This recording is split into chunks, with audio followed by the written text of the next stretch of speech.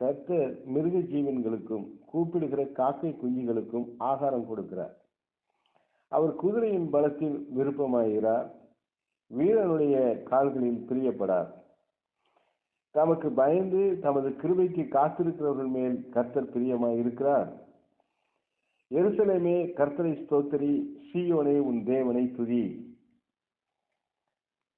அவர் உன் வாசல்களின் தாழ்பால்களை பலப்படுத்தி உன்னிடத்தில் உள்ள உன் பிள்ளைகளை ஆசீர்வதிக்கிறார். அவர் உன் எல்லைகளை சமாதானம் உள்ளவைகளாக்கி உச்சிதமான கோதுமையினால் உன்னை திருப்தியாக்குகிறார். சங்கீதம் 147 அதிகாரத்தில் இந்த வசனங்களை நாம் வாசித்தோம்.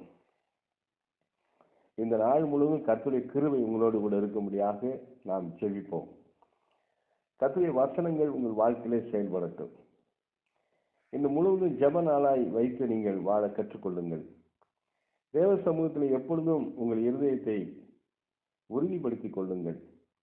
தேவ பிரசன்னத்தை நன்கு அனுபவியுங்கள். தேவ சாயலாகவே வாழ்ந்து செழித்திருங்கள். கர்த்தருடைய புயம் உங்களை தாங்கட்டும். கர்த்தருக்குள்ளே நீங்கள் மகிழ்ச்சியாய் இருங்கள், சந்தோஷமாய் இருங்கள்.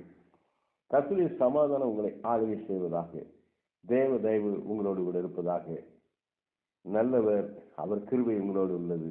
ஆமென். அல்லேலூயா.